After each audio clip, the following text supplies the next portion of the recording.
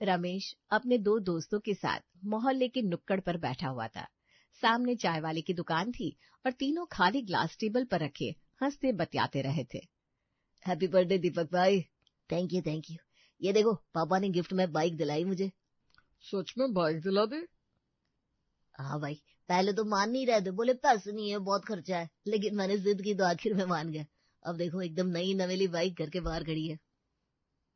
वाह यार, तू तो बड़ा लकी है। तेरे पापा सच में कितने अच्छे हैं। बिल्कुल, तेरे पास तो सब कुछ है, अच्छे अच्छे कपड़े, जूते और अब बाइक भी। हाँ भाई, पापा सब कुछ दिला देते हैं। मैं तो आज बहुत खुश हूँ। तीनों हंसते मुस्कुराते बातें कर रहे थे। फिर धीरे धीरे सब अपने अपने घर निकल गए। रमेश जब घर लौटा तो दरवाजे पर खड़ी अपनी बहन मानसी को देखा। अरे मानसी, ये तेरी चप्पल को क्या हो गया? पूरी तरह से फट गई है। हाँ, कॉलेज से लौटते समय रास्ते में टूट गई। तूने मम्मी पापा को बताया? बताया था, लेकिन पापा बोल रहे थे पैसे नहीं है। फिर आरती ने अपने अंकल से सिलवा दी थी, वो भी फ्री में। लेकिन देखो ना, फिर से टूट गई। अब कॉलेज कैसे जाऊंगी? रमेश चुपचाप बहन की हालत देखता रह गया। तभी दरवाजे से अंदर आते हुए उसके पिताजी दिखाई दिए। पापा, आपके पास 100 रुपया है क्या? मानसी के लिए चप्पल लेनी है, वरना ये कल कॉलेज नहीं जा पाएगी। अरे बेटा, सच कह रहा हूँ, जेब में 1 रुपया नहीं है। ठेले पर 16-17 दिन से कुछ बिक ही नहीं रहा। समझ में नहीं आता घर कैसे चलेगा। देखो बेटा, तुम्हारे पापा सच बोल रहे हैं। बार बार उनसे पैसे की जिद मत किया करो, थोड़ा हालात समझो। रमेश को बहुत गुस्सा आया, लेकिन पापा की थकी आंखें देखकर वो चुप हो गया। इसके कुछ दिन बाद दोनों भाई बहन की बोर्ड की परीक्षा शुरू हो गई। रमेश सोचता रहा कि पापा के पास पैसे तो है नहीं, तो एग्जाम देने दोनों कैसे जाएंगे? कुछ तो पैसे लगेंगे ना। आखिरकार उसने खुद जुगाड़ लगाया। उसने अपने दोस्त रविंद्र के पापा की दुकान पर काम करना शुरू किया और वहीं से कुछ पैसे कमाकर मानसी को दे दिए। ये पैसे कहाँ से आए? अरे तू बस ले ले, तुझे पढ़ाई करनी है ना, इतना सोच मत। परीक्षाएं खत्म हुई। कुछ दिन बाद त्योहार भी आ गया। चारों ओर खुशियों का माहौल था। बच्चे नए कपड़े पहनकर घूम रहे थे, लेकिन रमेश और मानसी के पास वही पुराने कपड़े थे। पापा, ये कैसी जिंदगी है? दूसरों के पापा अपने बच्चों को सब कुछ दिलाते हैं, और आपने हमें आज भी कुछ नहीं दिलाया।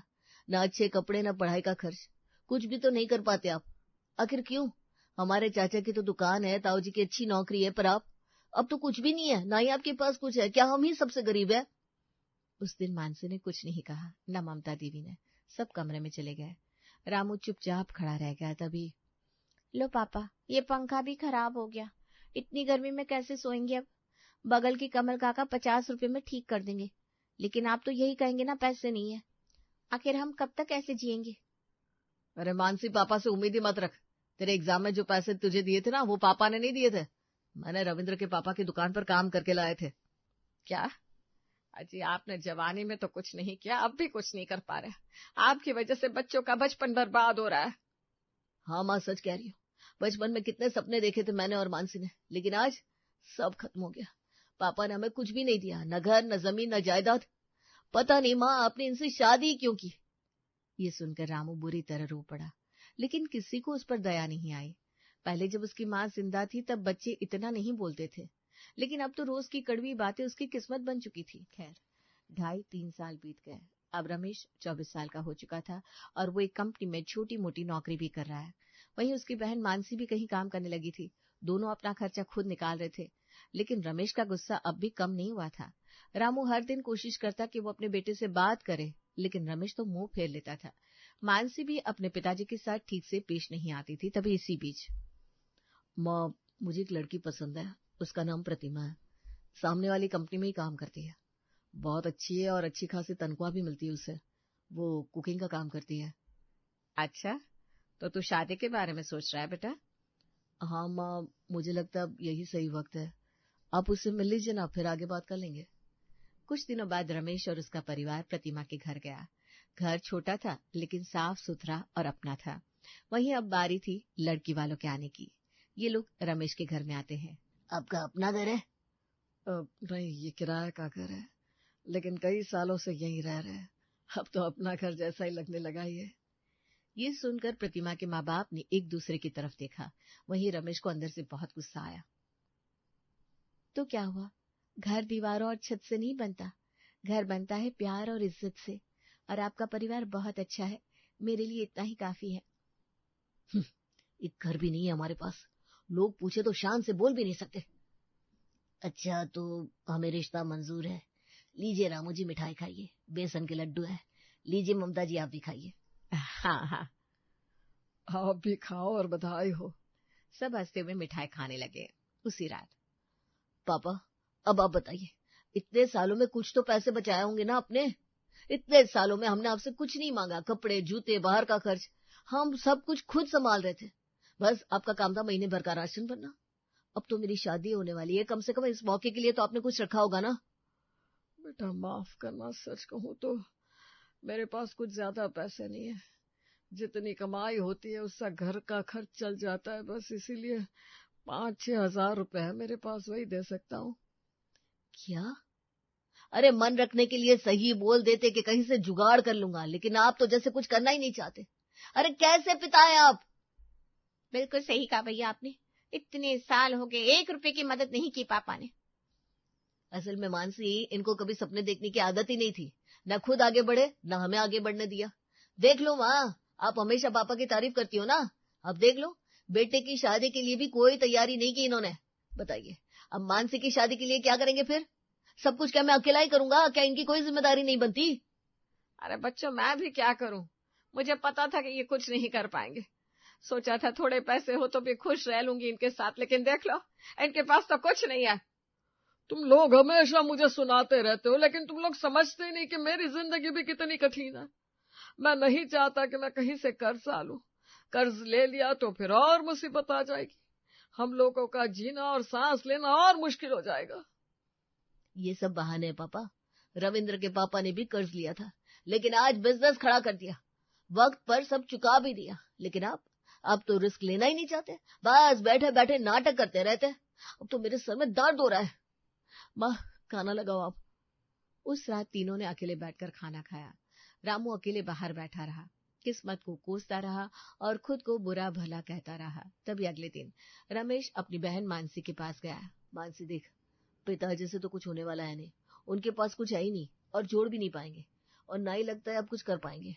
अब तू ये बता, तू मेरी मदद करेगी ना? हाँ भैया, क्यों नहीं करूंगी, आप ही तो मेरी ग्रेजुएशन की फीस भर रहे हो, इतनी मेहनत कर रहे हो। मानसी ग्रेजुएशन कर रही है, उसकी फीस लगती है, लेकिन बीच बीच में स्कॉलरशिप मिल जाती है, जिससे थोड़ा बहुत काम चल जाता है। देख, मैंने भी कुछ पैसे बचाए थे अपने ग्रेजुएशन के लिए, लेकिन अब पापा तो हमें एक फूटी कौड़ी भी नहीं देंगे, तो वही पैसे मुझे शादी में लगाने पड़ेंगे। बाद में जब एडमिशन का टाइम आएगा कहीं से जुगाड़ कर लूंगा, लेकिन अभी तो तुझसे मदद चाहिए। हाँ भैया, मैं कर दूंगी। मैंने कुछ पैसे बचाए थे, आगे कोई कोर्स करना था, उसी के लिए जमा किए थे, वो पैसे आपको दे दूंगी। अगले दिन मानसी बैंक में गई, उसने 40,000 रुपए निकालकर सीधे अपने भैया के हाथ में दे दिए। देखो पापा, आपको शर्म आनी चाहिए, आप तो कुछ नहीं कर पाए, लेकिन आपकी बेटी ने पढ़ाई करते करते मेहनत करके इतने पैसे बचा लिए, और आप 7,000 तक पूरे नहीं दे पाए। और ये देखो, ये 50,000 मैंने अपने ग्रेजुएशन के लिए रखे थे, लेकिन अब शादी में लगाने पड़ रहे हैं। आगे क्या होगा पता नहीं, शायद मुझे अपनी पत्नी के घर वालों से पैसे मांगने पड़े। थोड़ी बेइज्जती होगी तो हो जाए। आपको तो वैसे भी इज्जत और बेइज्जती का मतलब ही नहीं पता होगा, है ना? अगर होता तो कम से कम हमें इस हालत तक तो नहीं पहुंचाते आप। रमेश ने गुस्से में पापा को बहुत कुछ सुना दिया। फिर उन पैसों से छोटे मोटे इंतजाम कर लिए। शादी में जैसे तैसे नाक बच गई, थोड़ी मदद इधर उधर से भी आ गई। शादी ठीक ठाक हो गई, प्रतिमा बहू बनकर घर आ गई। कुछ दिन तक तो सब कुछ ठीक ठाक चलता रहा, लेकिन 4-5 दिन बाद फिर से वही लड़ाई झगड़े शुरू हो गए। सासू माँ, चलिए ना, मेला लगा है, घूमने चलते हैं। ममता देवी तैयार हुई, उसने साड़ी पहन ली। प्रतिमा देखते ही बोली, अरे माँ, इतनी पुरानी साड़ी क्यों पहन रखी है, कोई नई साड़ी नहीं है क्या? नहीं बेटा, ये साड़ी पुरानी नहीं है, 1.5 साल पहले ही ली थी, बहुत अच्छी है। उसी वक्त रमेश ने देखा कि पापा ठेला खींचते हुए घर लौट रहे हैं। बेटा देख ले, आज भी बस 50 रुपए की बिक्री हुई है। बस इतना ही? पता नहीं आप कैसे आदमी हो, कम से कम इतना तो कमा सकते हो आप कि अपनी पत्नी को हर 5-6 महीने में एक नई साड़ी दिला दो। अरे सस्ती वाली सही।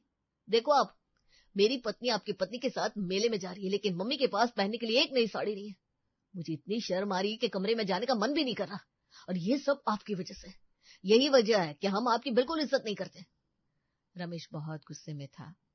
उसे अब परवाह नहीं थी कि उसकी पत्नी सुन रही है या नहीं। वहीं प्रतिमा सब समझ गई कि ससुर की घर में कोई कदर नहीं है। तभी शाम को रमेश ने प्रतिमा को सब कुछ समझाया। अच्छा, तो ये बात है। वहीं अगले दिन से प्रतिमा ने ससुर को इग्नोर करना शुरू कर दिया। अरे ओ ममता, रमेश की माँ, मानसी की माँ, जरा एक गिलास पानी तो ला दो। बहू कमरे से बाहर आई, ससुर को देखा भी नहीं, सीधा किचन में चली गई और पकौड़ियां बनाने लगी और साथ में चाय भी। वहीं ससुर राम का मन चाय पीने का था, लेकिन बहू ने तो उसे पूछा तक नहीं। उसके कुछ दिन बाद सब लोग आराम से फिल्म देख रहे थे।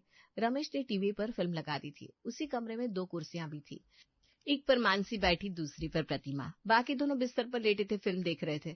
तभी ससुर काम से घर लौटे। अच्छा, तो तुम लोग टीवी देख रहे हो? कोई जवाब नहीं आया। बहू भी चुप रही, यहाँ तक कि उसने कुर्सी से उठकर जगह भी नहीं दी अपने ससुर को। पापा, आपको भूख लगी होगी ना, आज अपने आप खाना खा लो। आपकी मनपसंद तोरई की सब्जी बनाई है, हम लोग फिल्म देख रहे हैं। उधर ममता देवी मन में सोचने लगी। ससुर आए और बहू ने कुछ भी नहीं किया, लेकिन मैं भी क्या करूं, जब अपने ही बच्चे पसंद नहीं करते इन्हें, तो बहू क्या करेगी। इसके 5 दिन बाद, देखो ये पास्ता ना बहुत अच्छा है, थोड़ा महंगा वाला भी है। हम लोग ना अपने घर पर कभी कभी बनाते इसे, सोचा आप लोगों को भी बना के खिलाओ। मैं चीज, सॉस और बाकी सामान भी ले आई हूँ। बहू किचन में लग गई। थोड़ी देर में घर में खुशबू फैल गई और प्लेटों में पास्ता परोस दिया गया। वाह भाभी, आपने तो कमाल कर दिया, ये तो बहुत टेस्टी है। सच में बहुत बढ़िया है।